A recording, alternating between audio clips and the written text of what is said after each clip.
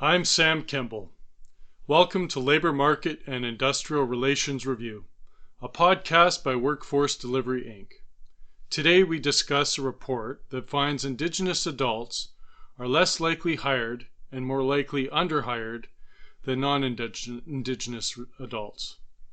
The study in question was published by Statistics Canada in January 2018 and is entitled Overqualification Among Indigenous Workers in Canada. Let's start with the good news and we'll go from there.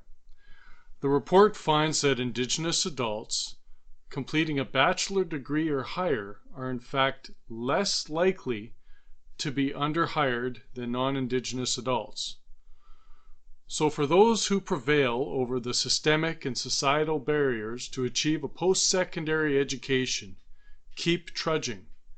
Society needs you, and you are earning the opportunity to choose between a number of fulfilling career choices. However, this study also shows that Indigenous adults with lower than a bachelor's degree are more likely to be overqualified for the positions for which they are working. In other words, are more likely to be unemployed or underemployed. It is also important to put these opposing statistics into context from the standpoint of order of magnitude. So we must look at metrics associated with the attainment of education levels among Indigenous people. Between 1995 and 2005, there was a 35% increase in public spending on post-secondary education, and this resulted in an increase from 18 to 33% of employed individuals, inclusive of Indigenous and non-Indigenous, with university degrees. But Indigenous people, when looked at in isolation, are clearly limited in their access to resources and conditions that would increase their social and economic status. This study further demonstrates inequity in educational outcomes for Indigenous people. In the sample, 20% of Indigenous adults did not have a high school education, and only 12% were university graduates. This is in contrast to only 9% of non-Indigenous adults having less than a high school education, and 29% who were university graduates.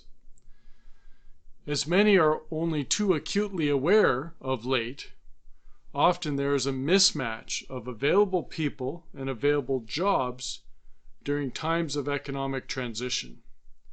This study refers only to the post-2008 recession, and as such we would need to extrapolate from that, as it does not even touch the post-2015 oil price and anti-development regulatory and political environment, for which there are more acute levels of labor market divergence, that being people without jobs or jobs without people.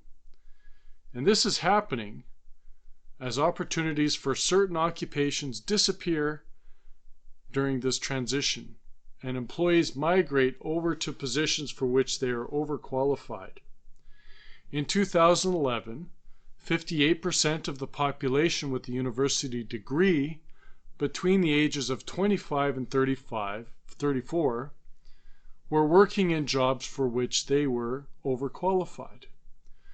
This results in lower earnings, lower job satisfaction, lower productivity, plus increased risk of mental health, and it results in other general health decline. Due to systemic, societal, and economic obstacles, Indigenous people are particularly impacted by economic transition. Indigenous adults are less likely to participate in the jobs market, are more likely to be unemployed, and are less likely to be re-employed following an economic downturn. This is quite concerning, as for example in 2011, for First Nation, Métis, and Inuit between the ages of 25 and 64, the employment statistics are as follows. Status First Nation experienced 17% unemployment. Non-status First Nations experienced 9% unemployment. Inuit experienced 17% unemployment, Métis experienced 9% unemployment. All of this in comparison to a 6% unemployment rate of non-Indigenous adults over the same time frame. In addition, following the recession between 2008 and 2009, non-Indigenous labor market participants recovered to a greater degree by 2011, and this is in stark contrast to the post-recession recovery rate of Indigenous workers, which continued to decline. The conclusion of the study is that Indigenous adults who attain a university degree or higher education tend to be employed at levels commensurate with that education, even more so than non-Indigenous adults. However, Indigenous adults who attain education levels below a university degree are typically hired below their qualification level, especially in comparison to non-Indigenous adults. And what must not be overlooked, even though it was not the focus of this study, is the overall lack of sufficient education completion rates and labor market participation experienced by Indigenous people in comparison to non-Indigenous people. Subjective job classification and candidate selection factors appear to continue to act against Indigenous candidates. Factors that influence job classification and candidate selection that are less objective in nature, such as deemed equivalent experience determinations, appear to be systemically discriminatory against Indigenous candidates versus non-Indigenous candidates. And leveling up and promotions as a result of subjective assessments of experience on the job or in the industry appear also to act against Indigenous adults in Canada's workforce. In addition, it appears that length of experience or length of tenure also tends to disadvantage Indigenous workers relative to non-Indigenous counterparts. It is only when objective criteria is relied upon, criteria that is less impacted by personal, intentional, or unintentional bias, where Indigenous workers tend to thrive, and again, only if university education or higher is attained.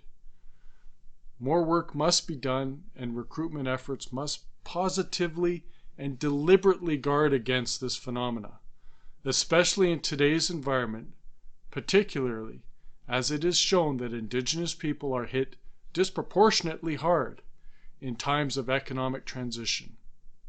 Respectfully yours, Sam Kemble.